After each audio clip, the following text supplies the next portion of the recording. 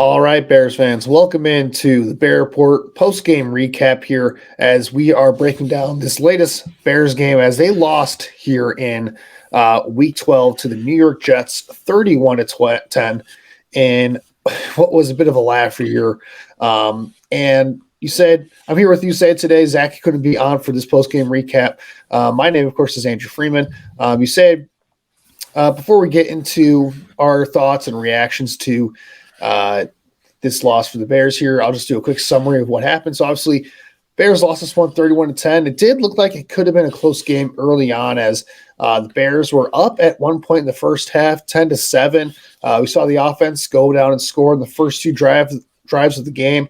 The first drive resulted in a field goal after there was a bit of a no call on a jump ball or back shoulder throw to Chase Claypool in the end zone. Looked like there might have been a hold on the defense there or pass interference, but nonetheless, Bears get a field goal on that possession. The Jets, they scored on their first possession.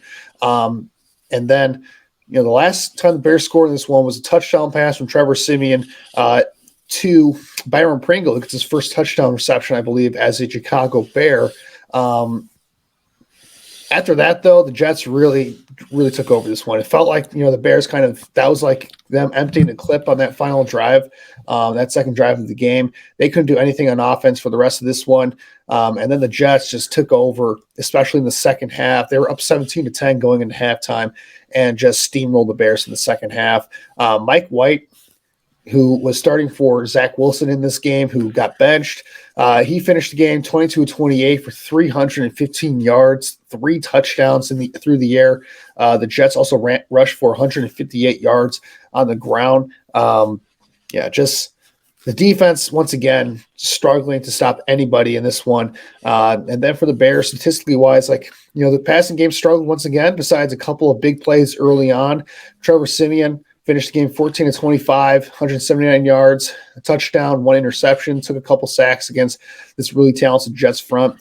The run game did have some success, 127 yards, but they also rushed the ball 30 times. So not a lot of great efficiency going on there. David Montgomery had a decent game with 79 yards rushing, was also among the leaders in receiving for the Bears with 34 yards through the air there. So, we said, this is one of those games where you kind of felt like it was going to be a laugher going into it. There were rumors heading up to the start of the game that, Trevor Siemian sounded like he got hurt during warm-up. So there was this giant controversy of Nathan Peterman potentially being the starter for this one.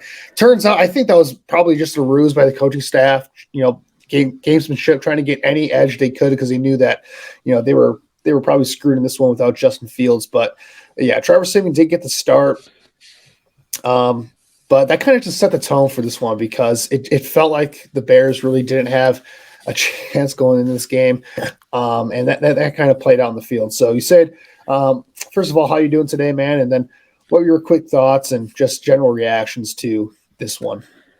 Yeah, I'm doing well, first off. Thanks for asking. But when you look at the context of this game, there is, I think, so much that goes into it, right? And I think today was an embodiment of why the Bears statistic of scoring 30 points per game is really deceiving and honestly a bit of a joke. Because if we're being honest, what did today prove? Today proved that the Bears offense is not very good and that Justin Fields really is accounting for pretty much half of that scoreboard that we've seen over the last couple of weeks, in the sense that 30 points per game sounds great, but then when you take Fields out of the equation, you're coming up with 10 points and really a quarterback who had a very mediocre game. So I said this a couple of weeks ago on the Picks for Polls podcast, and I'm going to say it again. Like, the Bears in no way, shape, or form have a playoff caliber offense like a lot of people think they do.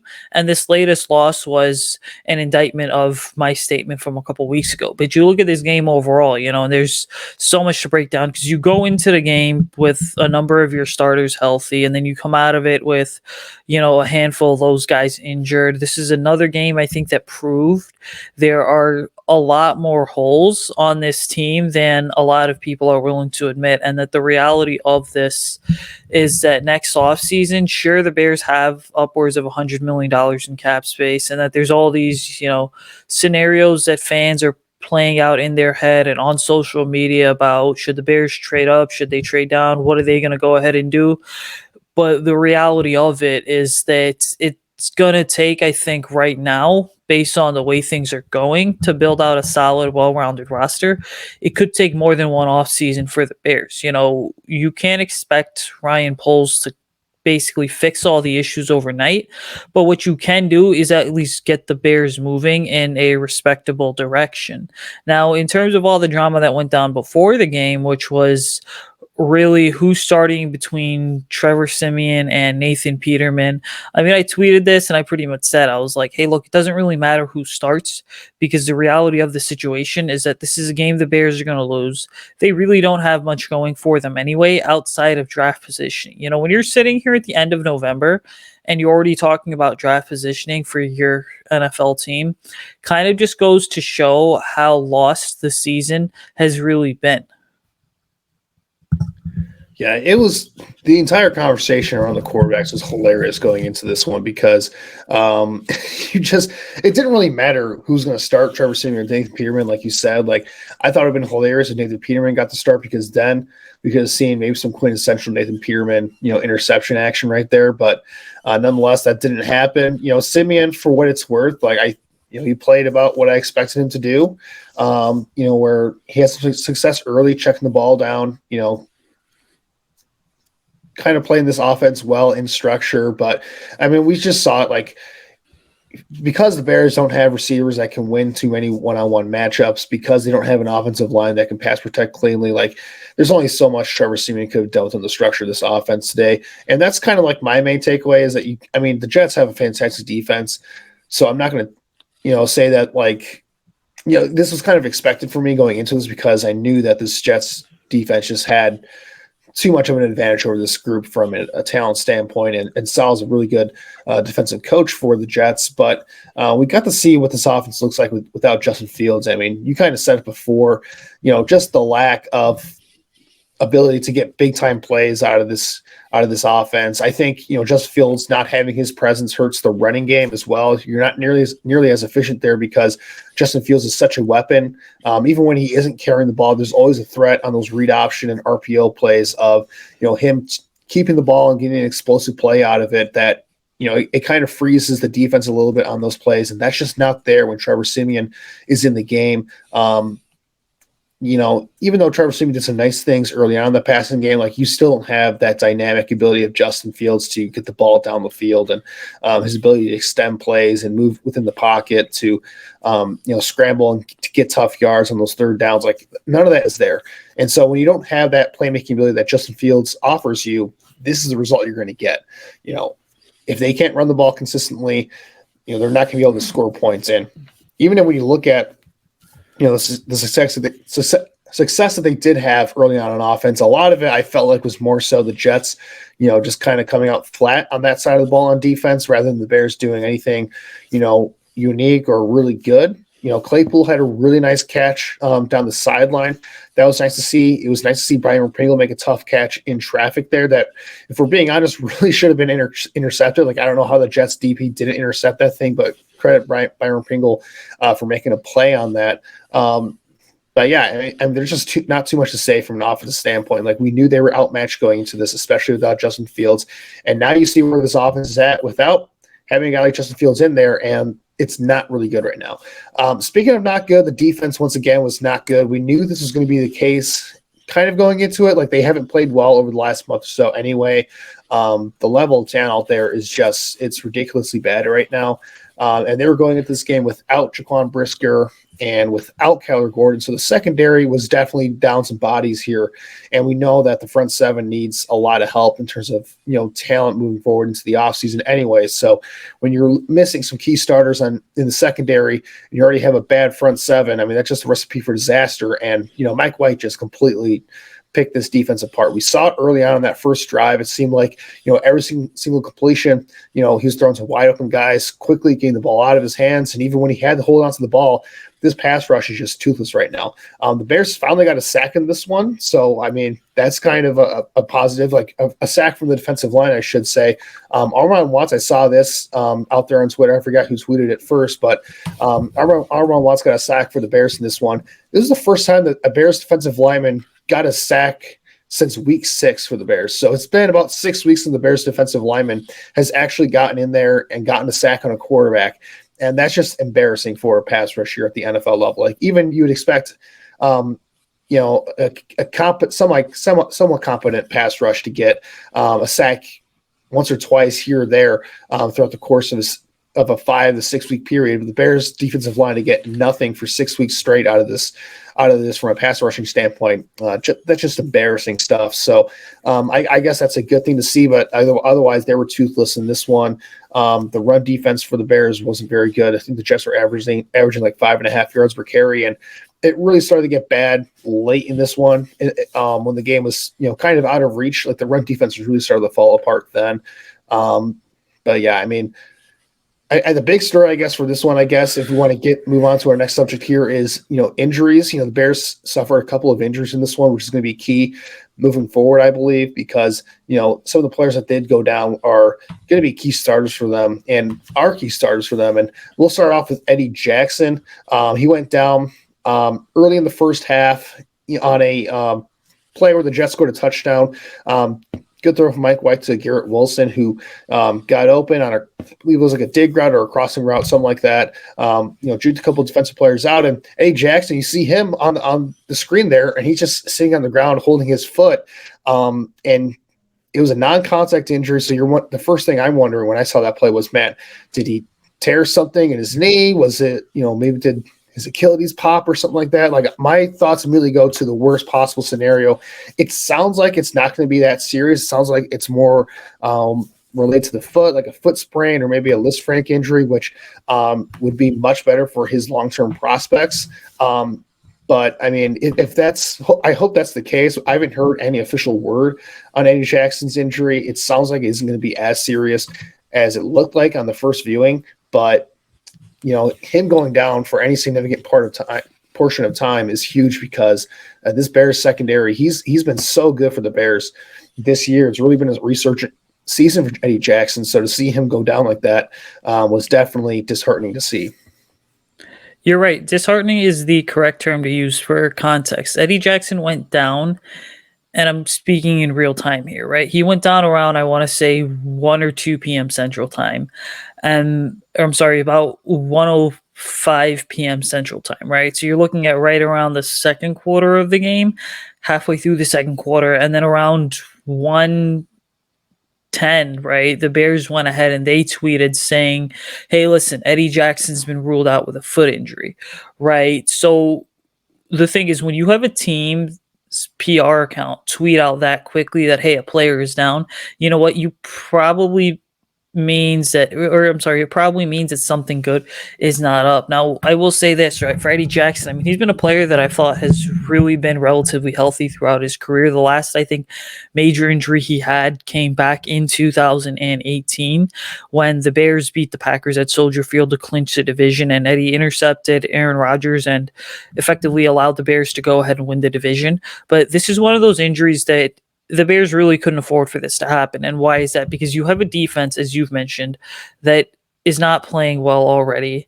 And then you get rid of your longest tenured player on defense goes down with a significant injury. And that really right there is kind of the heart and soul of the entire unit and one of the most respected leaders in the locker room. So to see this happen in the middle of what is now a 5-game losing streak really is brutal for a team that needs any sort of kind of pick me up and confidence moment that it can get right now. And then you look at other players that went down for the Bears, right? You're talking about a number of starters. I mean, Chase Claypool at one point left the game, was in the blue tent. You had Darnell Mooney go back to the locker room. Riley Reif also went back to the locker room.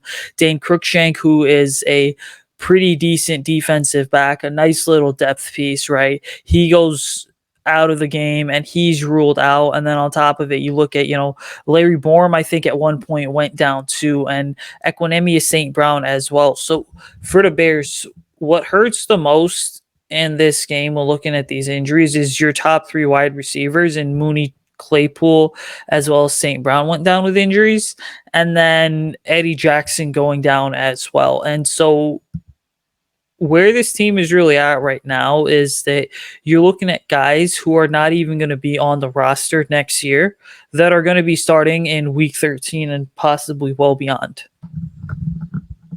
Yeah, and the Bears have their bye week coming up not next week. Next week is Packer week, but the week after that. So I think, getting to that bye week is going to be huge for them just to get a little bit more healthy. But like you said, like they got banged up on this one. And, the Giants, new turf at MetLife Stadium, it's gotten criticized in the past. There's been a bunch of non-contact injuries going on that turf for some time now this year. I think going back to last year as well. So that's clearly an issue that's got to be brought up to the NFL at some point where they got to fix that at that stadium. But yeah, man, let's see Eddie Jackson go down. He's probably going to be down for an extended period of time, even though it isn't as serious as it appeared to be. But you look at the opposite side of the ball, like you said, like Riley Reif, he went down with an injury, and Larry Borom came in to replace him. And I thought when that first happened, okay, are they doing like a rotation between Larry Borom and Riley Reif at this point? And no, it turns out that Riley Reif did get hurt and he was out for the rest of the game. Larry Borom, eventually gave up a sack in this one. So that was a significant injury in this one. But like you said, I think Darnell Mooney is probably the other big injury here because he went down. He got rolled up on a running play. The Bears were trying to run the ball and they were like on their own goal line and they were trying to run the ball and just get some breathing room there. David Montgomery made a nice play, but Darnell Mooney, he's blocking, gets rolled up on. Looked like it was a bit of an ankle injury that might have been the issue there. So hopefully that isn't serious. But I wouldn't be surprised if that's a sprain, like a high ankle sprain or something like that. He's probably going to be out for a pretty significant amount of time as well. So quickly, you're looking at the level of talent on this roster already being what it is, and some of that quote unquote top talent on the roster is going down like crazy here just from this one game. And like you said, Chase Claypool, he goes down. I don't know if he got knocked out of this game or if he just got shaken up a little bit, but it looked like there's a non-contact injury for his lower body as well. And I don't know, because that was a play where he was going up for like a jump ball. It was a high throw from Simeon late in the fourth quarter. And it looked like he just came down awkward. And I don't know if he like maybe sprained something or maybe just got shaken up for a little bit, but I don't recall him coming back in the game to play either after that play happened. So I'm curious to see how he is moving forward because, we did get to see Chase Claypool, get a little bit more involved in the offense, which was, one positive from this game, I guess. But yeah, just a lot of injuries, a tough game for this one overall. And just not a ton of good to take away here. But if we're going to look at any positive here, let's get into our studs and duds for today, starting off with our studs. So for this one, we're going to be doing 2 studs and 2 duds each. Usayd, I'll start with our studs. Let's get to our positive, I guess, for this one. Who are your 2 studs from this game today? Yeah, so my 2 studs were number 1, Jack Sanborn, had 14 combined tackles. So he's really a player that I think is coming along nicely here. He has continued to just allow the game to come to him. The game has slowed down. And what we saw the first couple weeks of Jack Sanborn starting was that he was over pursuing, he was being over aggressive, he looked lost in coverage at times. Now it's more so he's understanding, hey, as a linebacker in this defense, I just have to continue to flow to the football. And so he, I think, is one of those guys that is slowly auditioning and putting himself in place to be able to start next season and possibly well beyond that. And then I would say this, right? My second stud in this game is got to be DeAndre Houston Carson, right? He's starting in place of Jaquan Brisker. And one of the big things I love about DeAndre Houston Carson is he is, I think, the second longest tenured Bear right behind Cody White here. He was a 4th round pick in 2016. And so to see him be as reliable he has over the last couple of years really speaks to his work ethic, his mentality, how respected he is in the locker room. Again, in this game, he had 9 total tackles. So overall, Houston Carson's one of those guys that I think that any coaching staff and any front office would want in their locker room, knowing the impact that he has just from a moral standpoint, but also a leadership standpoint. Yeah, I thought Sanborn and DHC both had pretty solid games. I know the defense as a whole didn't play well, but Sanborn, like you said, he racked up the tackles. He was a force in the run game, and he was just all over the place for a good portion of this game. And DHC, I remember the one hit he had. I forget which receiver it was for the Jets, but he made a play. I think it was on Garrett Wilson where he broke up a pass, hit Wilson pretty hard early in this game, and yeah. I agree with you. DHC is one of those solid players that you just know what you're getting out of him. You know, he's not a long-term starter or anything, but you know that if an injury goes down, you need someone to step up.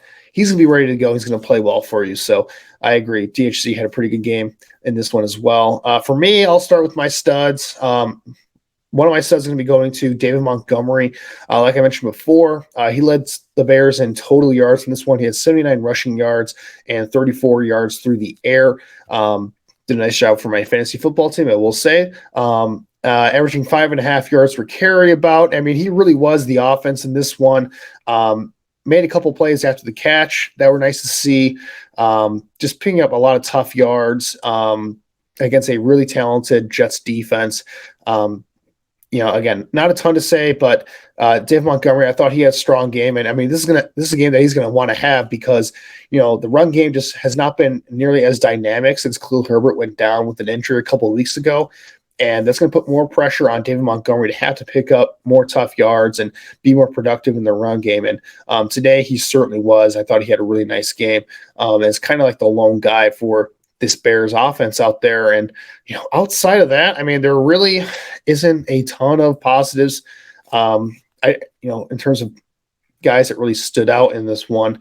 I guess if I'm going to pick anybody here, and, the list of guys is going down a little bit for this one, but I'll say that Byron Pringle, I'll give him a stud. He made two, tough contested catches in this one.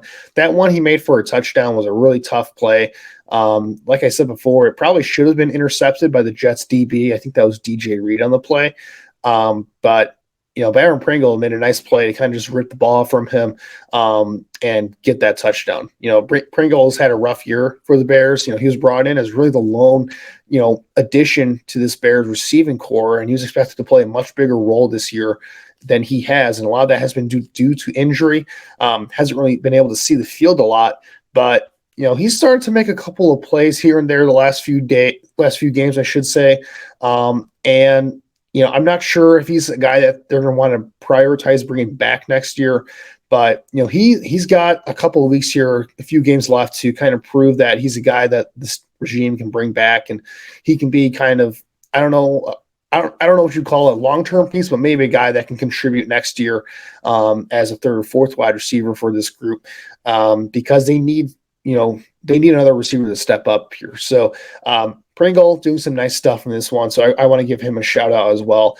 Let's get to our duds for this one, though. You said, who are your two duds for this game? I'm pretty sure there's a long list to choose from.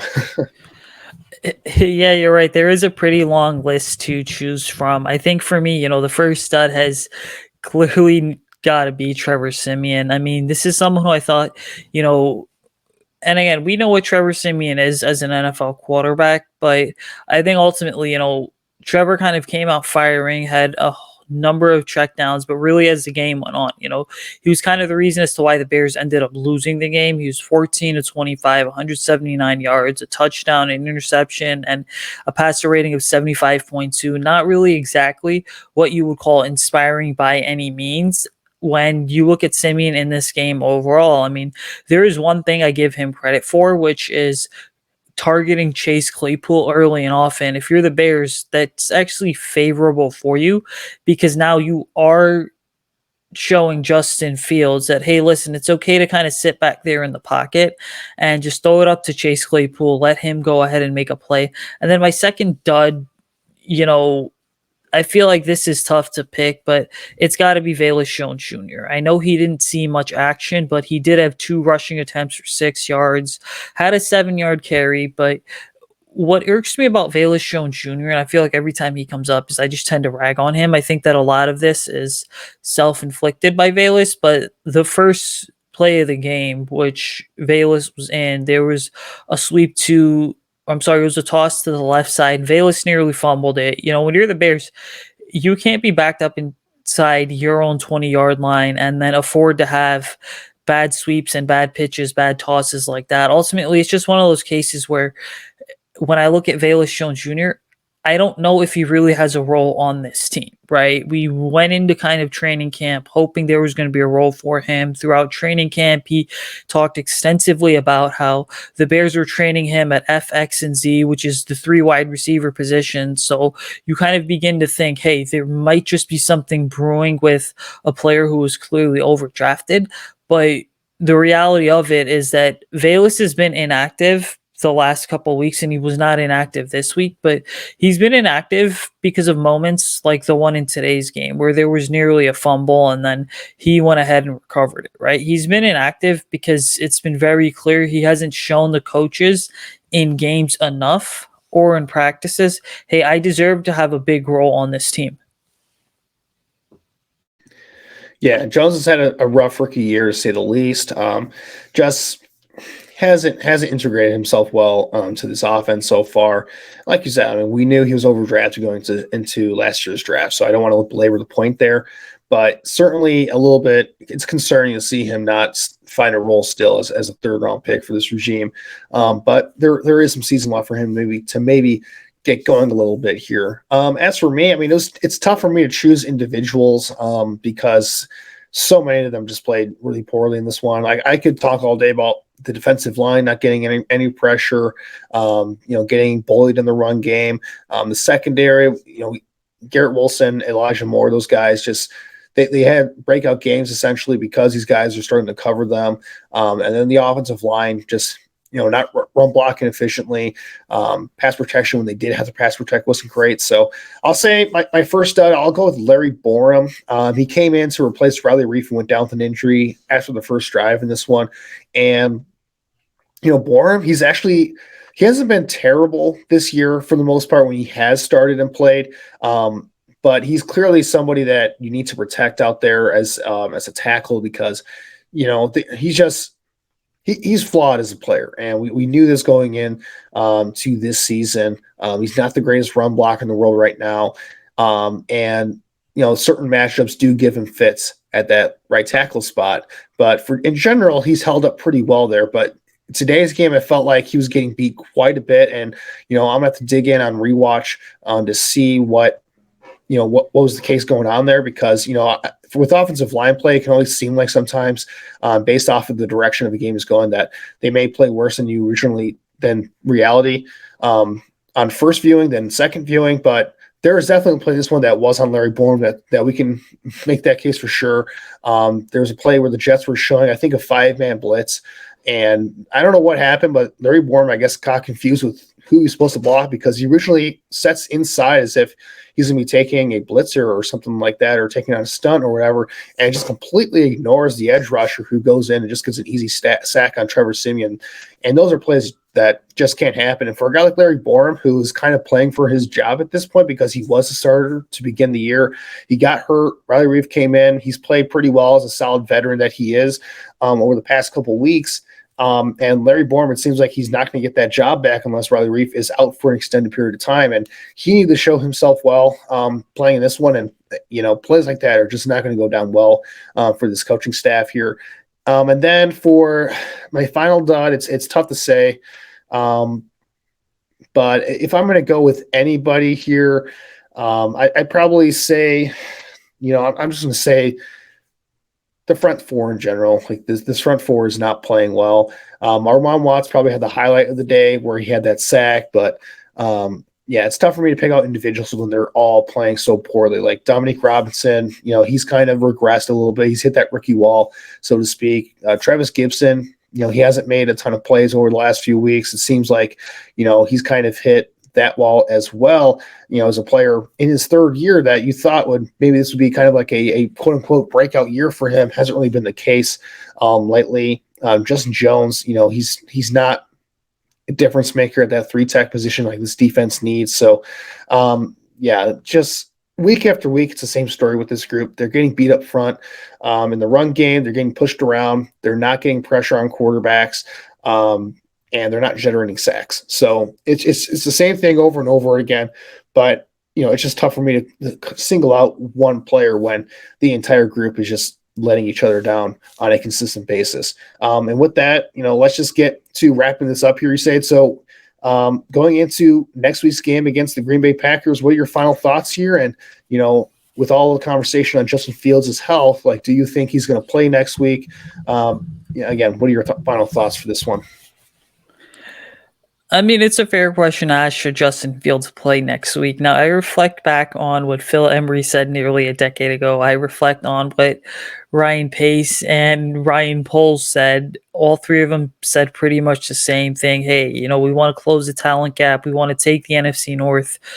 We want to never give it back. We're going to build a team that's going to beat the Packers. And I think for the Bears to even have a legitimate chance at winning next week against Aaron Rodgers, who's been playing with a broken thumb, I think Justin Fields has to play, right? As a general manager, you can't make this statement, we're going to take the North and never give it back, and not have your franchise quarterback be playing next week.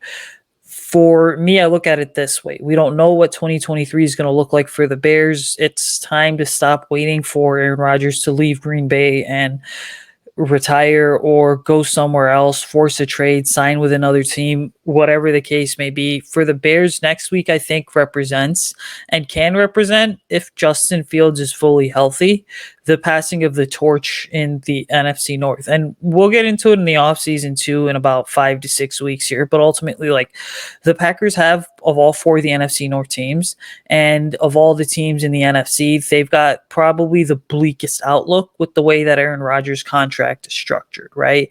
So for the Bears, I'm going to say it once, I said it again. It's time to start building a team that's going to beat the Packers. It's kind of time to take the NFC North torch and never look back. And that starts with having Justin Fields get his first win against Green Bay at home next week in a game that, a lot of fans should be in attendance for. Yeah. For me, I don't really have any more thoughts on this game against the Jets. I think I've kind of said my piece for this one, but looking forward to next week, I kind of have mixed feelings because, part of me feels like that you want to keep this train going in terms of, the Bears have lost 5 in a row. Right now, they are set up to have the second overall pick in next year's draft because the Carolina Panthers, they were ahead of the Bears. They won today. So the Bears, they are in that second slot. And being in that second slot right now with, a lot of the top quarterbacks up there, and some of the top defensive players that are up there is going to be huge for them in terms of, getting value to build this roster out long term. But if we're looking at this from a short term standpoint, it is Packers week coming up. And, if there's one exception I'll make this year in terms of the Bears getting a win here, it's going to be that Packers game because I want to see this Packers team fall into flames and just completely fall apart at the seams here. And they are on the verge of doing that. It's just a matter of when, not if. Like you said, they go into next year, Aaron Rodgers with that contract, some of the free agents that they have and the cap situation that they're in, it's not looking good for them long term. And they've certainly struggled this year. And it's just been a really bad year for the Packers. And I would love that for that to continue with the Bears win here to kind of, send Aaron Rodgers packing for the year because, there's part of me that thinks that if Aaron Rodgers, he's been dealing with that thumb injury, that if they lose the next couple of weeks here, Aaron Rodgers might just shut it down for the season. They might just go to Jordan Love and see what they have there because he is a guy that they have to make a decision on soon, whether they're going to extend his 5th-year option or even consider building around him after Aaron Rodgers is gone or not. So that's something I'm looking forward to. But at the same time, you also want to balance that with the fact that, Justin Fields, the number one priority right now for him is his health. So if he's ready to, it's all about whether he's ready to go and whether that shoulder injury that he has can get worse or not. If you feel like it's a situation where he's healed up to the point where it's not going to get too much worse by him playing, then I can see a scenario where, you say go for it. But part of me also feels like it's probably best for him long-term to just take another week off, get to the bye week, because 3 weeks of rest here is going to be huge for him in terms of getting back healthy, and then he can come back for the final stretch of the season and get some momentum going for the end of the year. So part of me wants him to play because I want to see the Packers lose, and Justin Fields gives the Bears the best chance to win. But also, it's like the Bears, they are in a prime tanking position right now. And I know a lot of Bears fans don't want to hear this, but they're in a prime tanking position right now to get that number 2 overall pick. And if Justin Fields isn't 100%, I don't mind just, letting Trevor Siemian be the sacrificial lamb and, letting that happen. But, it's always tough when it comes to Packers week. Obviously, you want to see the Packers lose is my first instinct. But obviously a lot at play for next week's game. And, with that, I think it's going to wrap it up for us here for this post-game recap. Don't want to spend too much time on that because we're going to be definitely previewing that throughout this week as well on the Picks for Polls podcast. So before we end things here, Usayd, where can our listeners find you on social media and find your work at the Bear Report? Yeah, guys, you can follow me on Twitter and Instagram at Usayd Koshul. Check out my work on the Bear Report. I have a couple post-game articles dropping, as well as a weekly NFC North recap each week. Yeah, absolutely. Make sure to give Usayd a follow. As for me, you can follow me on Twitter at AJFreeman25. You can find my work on the Bear Report as well. Make sure to follow on for my Tracking the Trenches series on the Bear Report, where I break down offensive line and defensive line play for the Bears. And make sure to check out our the Bear Report on YouTube, obviously. Make sure to like and subscribe below on our videos there. And also keep an eye out for the Bear Report YouTube channel, because I'll be posting a video on Justin Fields within the next week or so, is where this timeline is at right now. So make sure to keep an eye out for that. Going to be breaking down his development throughout the course of this 2022 season. So looking forward to that. But, without further ado, Bears fans, it was a rough week this one. This wasn't a fun game to watch necessarily, but hopefully brighter days are ahead for this Bears team. They've lost 5 in a row now. We have Packer week coming up, so looking forward to what should be a fun week of discussion there. And until next time, Bears fans, have yourself a great rest of your week, and bear down.